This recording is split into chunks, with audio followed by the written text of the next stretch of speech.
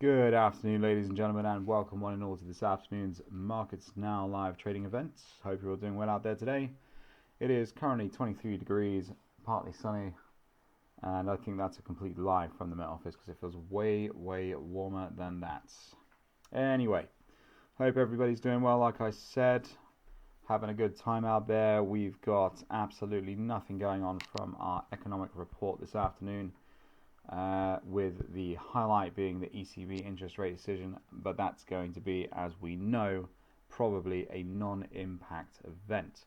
The ECB interest rate decisions are holding firm at 2.4%, same as the prior figure, with the deposit facility rate at 2.25%, again holding firm.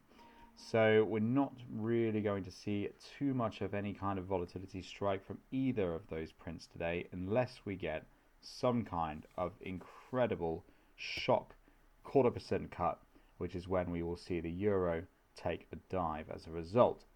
ECB press conference this afternoon is going to be structured around the possibility of a increase in rates in the next couple of rate decisions. So that's the thing that we all want to be listening in for. It's a real sketchy time out there at the moment due to the Strait of Hormuz still currently being shut down and multiple nations deciding how they're going to get the flood of oil from one side to the other. Of course, this is then in turn creating incredible oil shock and demand, in which we've seen the UK Brent prices rise over this week alone at about 5%. Currently looking at it trading in 91.61 as of the time of this recording, and straight into big liquidity. If we get a break close and a retest above 94, we're definitely going to be looking at $100 a barrel again for UK Brent, and we're all going to be having a cry in the shower about the fact that we have to fill our cars up for about 120 quid a tank. So there is that to consider as well, team. Not good news at all for oil.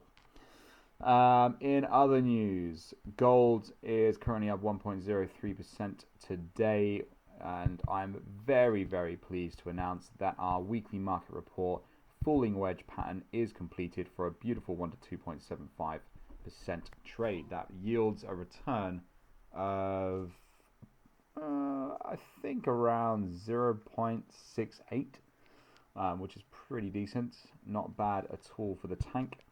We've also got silver currently trading at 59.31. We did not need the risk offset in the end, the hedge between 58.072 and 57.424, which is fantastic because we got the win in gold in the first place.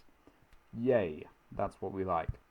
Now, in terms of this afternoon, we've got the US indices, trio, the Dow, the NAS, and the Standard & Poor's Index, all of which are looking close to a murder scene. None of them are looking great at the moment. Yesterday's margins are still going to be applicable, and so therefore most of yesterday's mistakes are probably going to still be on the table as well. It's not fantastic out there, team, but it's what we've got to work with.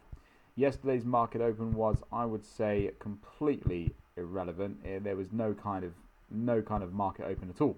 Frankly, we had a couple of bars followed by a little bit of a push, followed by a Asia session overnight, which was, it was close to complete flatline. So it was very boring. The only thing I would suggest do differently today is just bring up the levels that I had and mark out the lows and the highs that we had from yesterday's session.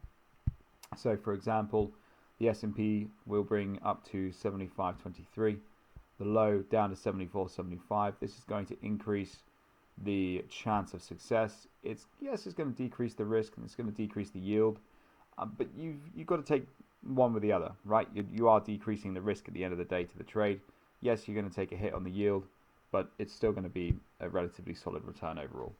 So that's that. That's exactly what I'm going to be sending out to you, team, now. So download. Next up. Okay, so we've got the US 30 Dow Jones. Now, the US 30 Dow Jones currently trading at 52.20. It's not looking great, frankly, team. I think I would go as far to say as I don't even want to get invested in this one today. I'm really not liking it. We've got the high up there. We've got the lows down here. It's had one full run, and that's it, literally one full run. and it's now died a death for the majority of the day. Yes, we did hit liquidity this morning at around 8:15, and it's not done anything since then, so we would have to be taking the long trade up to about there without even coming back down again, and that doesn't fill me with confidence. I think the only way this sorts itself out for me and gives me the confidence that I need in it is if we do make a move back down to around the previous low, grab the orders at approximately 52.086, and then we get the run up to around 52.35. The structural point for a breakout here is 52.28, and we'll get that run back up to 52.35, and that's what we're going to be looking for. That's going to be the run for us. So I'll download that one. Let's get that in.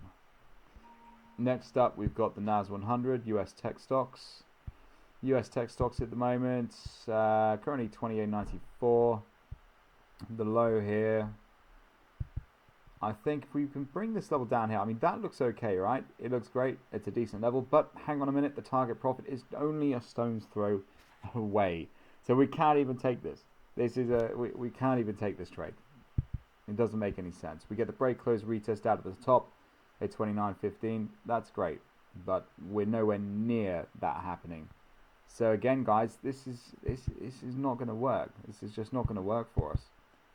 It's a very, very rare day when I say there is nothing of availability between two of the three indices that we trade.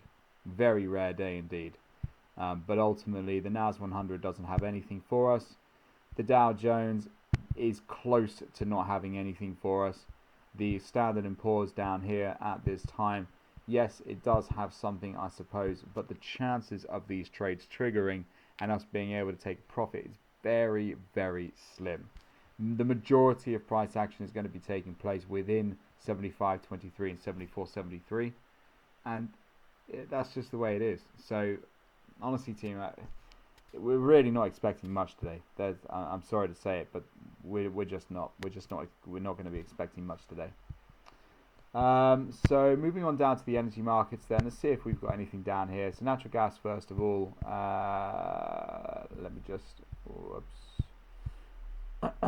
so we're still building up orders down at the lows. I would like to think that the market has the steam to get up to 297, but I've saved, I think I can be as bold to say that I've probably saved us all a lot of money by just not trading this one at the moment, because every single time we get a decent break of structure, the market dies before heading up to the target profit and comes back down again to the lows. So there's two options.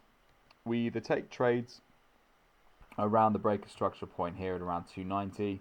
That's happened multiple times over. We would have been stopped out every time. There's not a single one of these trades that would have been a winner based on that parameter. The second option, and the more favorable one, is we simply buy in as soon as the market gets a break of structure of any type down here. And that's going to be down at around 284, 285. Great time to buy natural gas. And that's what we'll be looking at. Yeah. So looking at the market where it is trading at the moment, we're going to look at the push back into liquidity. And then once we get that bite into liquidity, we then look at taking the trade. And that's where the money's going to be. So break structure possibly here, for example. Execute the trade at what, 285, 2855. Stop loss is going to be, down here. Target profit up there. You're still going to be looking at a 1 to 3.2, 1 to 3.3, and you're not going to be taking any of that technical risk on board. So that's the kind of setup that I'll be looking at for NG. I will post that out just because it's taking so long to develop, but that is literally the only kind of thing that I see moving forwards. UK Brent, don't really want to be involved. Still, we're trading into big liquidity. Once we get the break close and retest outside of 94, I will be interested. Alternatively, we could look at the big rejection from this one, but it's not coming into play just yet, so we're not quite there. The break close retest outside of the top is going to be an overnight thing that happens, part of the process. So the soonest we'll be able to get excited about this one is tomorrow. Precious metals. Gold's already done. Fantastic trade, 1 to 2.75. possible rejection from the highs, but we're not going to be throwing away our profits from that one anytime soon. Silver, just the same. We can remove that as a pending order. There's no need to have it anymore. We could potentially look at trading silver back down on the other side of the market. So there is always a possibility for that. Let's drag that one across there. Remember, we've still got the target profit down here as well, which makes perfect sense.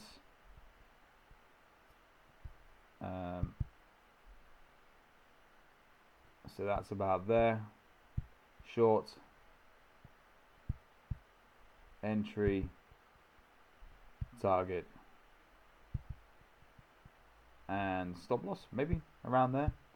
I'd definitely be happy in having a stab at that one. That entry is too aggressive. Hang on a minute. Sorry, just got to pull that down. Yeah, about there. 1 to 2.36. Bring that stop loss down. That doesn't need to be there. Yeah, 1 to 2.57. 1 to 2.5. That'll be absolutely fine. So that's what we're going to go for the silver trade. In other news, some of these have looked pretty good. Unfortunately, they're already kind of underway. That AC long, I wish I had. I wish we had taken that one when we said we were going to. I just didn't get the damn thing in there in time. It's a bit of a shame, but it is what it is. Our AJ trade at the moment is there, so that one's dying a death, unfortunately.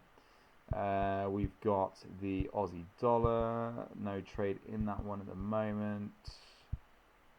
We've got Euro CAD, no. Euro NZD is a big fat no. That one's going for the big long breakout. What else we got going on here? It's just nothing. Don't really like the look of any of these at the moment. Possible push in the GC. That one has done pretty well. Yeah, credit where credit's due. That one has actually done pretty well. I'd be possibly interested in a buyback opportunity in this one, but we're not even there yet, so there's no point talking about that one right now. Yeah, no, not quite there yet on the FX space, guys. Not really feeling it. So that's about it, I think. We're currently at 1:45. A little bit of an earlier session today. There is a reason for that. I can't really say right now, but there is a reason for that. Personal reason, I suppose. But anyway, I hope you guys have a fantastic afternoon. It has been a pleasure, as always, being able to provide this analysis to you. If you would like to ask any questions or have any further questions, of course, please feel free to reach out in the general chat, post your questions, post your queries, and I will be more than glad to get back to you with a response in a good time. So take care. Good luck trading the US Open this afternoon, and let's see how we do. Take care, team, and I'll see you then. Cheers. Bye-bye.